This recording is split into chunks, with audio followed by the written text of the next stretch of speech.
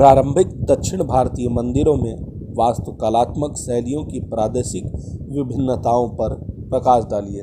Civil services mains exam का question है। Hello everyone, मैं हूं अनुराग मिश्रा। आज हम चलेंगे साउथ इंडियन टेम्पल्स के बारे में डिस्कस करेंगे, तो वीडियो में अंत तक बने रहिएगा क्योंकि यह यूपीएससी नोट्स में कैसे लिखा जाता है, यूपीएससी में या यूपीपीएससी में, उसके बारे में बात है। तो चलिए शुरू करते हैं।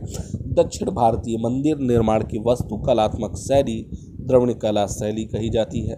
द्रविड़ स्थापत्य शैली का विकास मूल रूप से पल्लव और बाद में चालुक्यों के काल में प्रारंभ हुआ, जो चोलों के काल में आकर अपने चरमोत्कर्ष पर पहुंच गया।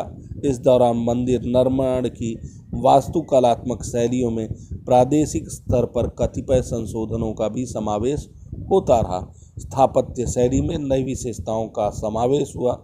द्रविड़ मंदिरों में गुप्त मंदिरों जैसे विमान तथा महाबलीपुरम का रथ दोनों पाया जाता है। इसमें सुरुचिपूर्ण द्रविड़ शैली का विकास हुआ।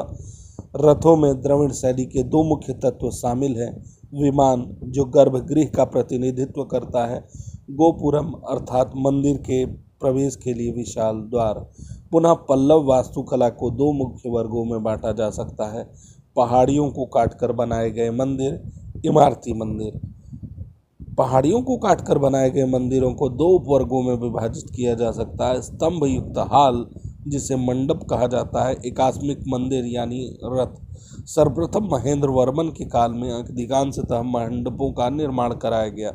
नरसिंह वर्मन ने रथों के अतिरिक्त मंडपों का भी निर्माण कराया, जिसे अब महामल्ल शैली का गुफा का वास्तुकला का कहा जाता है। इस शैली के सभी मंदिर सामुद्रिक नगर मालम्पुरम में बनाए गए हैं। इसमें वराह, महिष और त्रिमूर्ति मंडप महत्वपूर्ण हैं। एकास्मक रथ विशाल शिलाखंडों को काटकर बनाए गए हैं और काष्ठ निर्मित रथों की अनुकृति प्रतीत होते हैं। मामल्ल शैली के रथ सप्त पैगोडा के नाम से विख्यात हैं। ये रथ बहुत हद तक बौद्ध चैत्य के भवनों से समानता प्रदर्शित करते हैं। इमारती मंदिरों को भी दो समूहों में रखा जा सकता है। राजसिंह समूह तटीय मंदिरों, ईश्वरी मुकुंद मंदिर कांची समूह के अंतर्गत कैलाशनाथ एवं बैकुंठ पेरुमल मंदिर के अंतर्गत आते हैं, तथा नंदीवर्मन समूह। इमारती मंदिरों में नीचे की मंजिल वर्गाकार है, ऊपरी भाग में पिरामिड के आकार का शिखर है। इनमें मंदिर का गर्भगृह पश्चिम की ओर है और मंडप आंगन की ओर। मंदिर के विभिन्न अंगों में सुंदर समन्वय है। नंदीवर्मन शैली के मंदिर आकार में छोटे हैं। इस शैली के मंदिरों में मुक्तेश्वर, मंगतेश्वर आदि मंदिर प्रमुख है।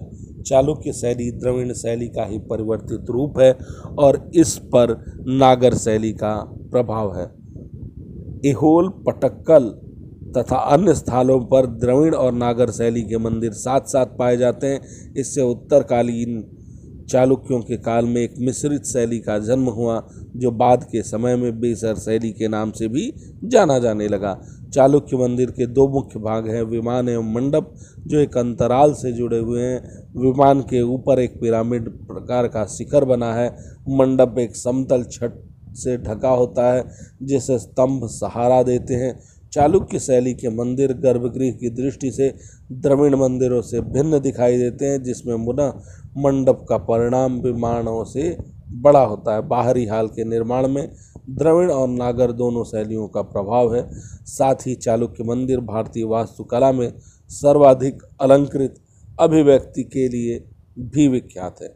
मंदिर निर्माण की जिस द्रविड़ शैली का प्रारंभ पल्लवों के काल में हुआ, चोल नरोसों के काल में उसका अत्यधिक विकास हुआ। चोल शिल्पियों ने चट्टान से काटकर बनाए गए मंदिरों की प्रणाली को छोड़कर स्वतंत्र रूप से मंदिर बनाने पर ध्यान केंद्रित किया। चोल कालीन मंदिर स्थापत्य कला की निम्नलिखित प्रमुख विशेषताएं हैं। विमान अत्यधिक ऊंचे बनाए जाने लगे। इसमें 5-7 तक मंजिल है। मंडपों की संख्याएं बढ़कर 2 से 3 हो गई। विशाल आकार वाले एकाधिक गोपुरम का निर्माण होने लगा। मंडप व गोपुरम अत्यधिक अलंकृत है। गर्भगृह के चारों ओर प्रदक्षिणा पथ का निर्माण हुआ। मंदिर आकार में अत्यंत विशाल है। चोला काल में प्रारंभिक मंदिर छोटे आकार के हैं, किंतु बाद में द्रविड़ शैली का अद्भुत विकास हुआ। प्रारंभिक मंदिरों में नारद, मलाइका, कोरंगनाथ मंदिर सामान्य है, किंतु कालांतर में निर्मित तंजौर का बृहदेश्वर मंदिर तथा गंगैकोंड चोलपुरम के मंदिर अत्यंत विशाल और कलात्मकता के परिपूर्ण हैं। इन विशाल मंदिरों से पता चलता है कि चोल कला की वास्तुकला चरम उत्कर्ष पर थी। इसके अलावा दक्षिण भारतीय मंदिर वास्तुकला संबंधी क्षेत्रीय विभिन्नताओं के निदर्शन सुदूर दक्षिण में पांड्य काल से निर्मित मंदिरों तथा उसके बाद के दौर में हलिबीड, द्वार समुद्र, तुंगभद्रा के क्षेत्र तथा दक्षिण पश्चिम में निर्मित मंदिरों में भी होता है। हालांकि निर्माण शैली में मामूली विभिन्नताओं के बावजूद इनका मूल स्वरूप द्रविड़ शैली के आदर्शों के अनुरूप ही है। वीडियो देखने के लिए धन्यवाद। चैनल को सब्सक्राइब करना ना भूल पाएं।